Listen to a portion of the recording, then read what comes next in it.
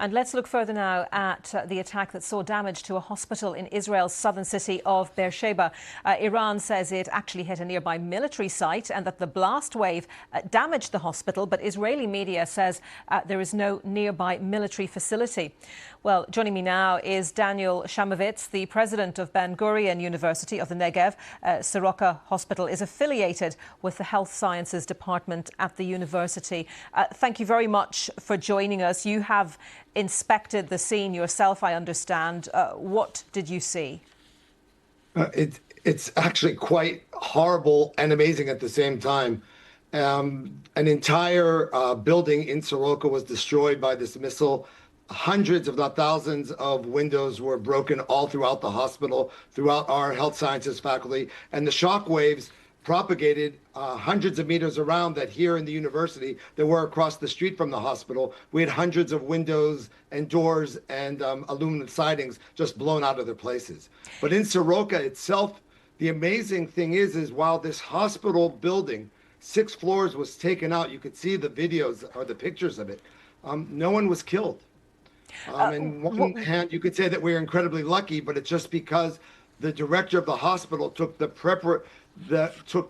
preventative action of evacuating that building because it didn't have the proper protections in the building.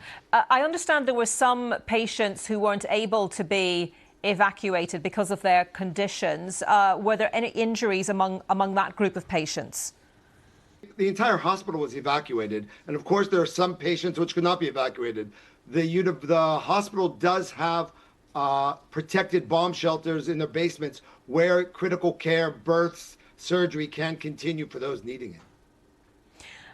And what impact will this have in terms of the service that the hospital provides to the local community? Well, you've hit on an incredibly important issue because Soroka University Hospital is the only major healthcare center in the entire southern area of Israel, serving more than 1 million people. It's the only hospital. Now people will have to travel more than 1 hour direction in order to get to a hospital for emergency care, for direct care. We're still surveying to see what will be able to be kept open in the long term and what will need to be replaced. I don't know how political you want to be in all of this, but I would be interested to hear your views on this ongoing conflict and what you think should happen next. Well, remember, I'm a president of a university who's trained as a plant scientist. But given that, the goal of any military conflict throughout the history of military conflicts has always been an eventual diplomatic solution. And that's what this is going to need to get to in the end. The problem here for us is that there was a countdown clock in Tehran waiting for the destruction of Israel. And when people say we are there to kill you, we want you destroyed, maybe we need to actually be listening to them. Israel has no problem with Iranians. We have a problem with the Islamic Republic of Iran, who says they want to destroy us. We have a problem with the Islamic Republic of Yemen, which says death to America, death to Jews, death to Israel in their motto. When people say they want to kill you, you better be listening to what they have to say.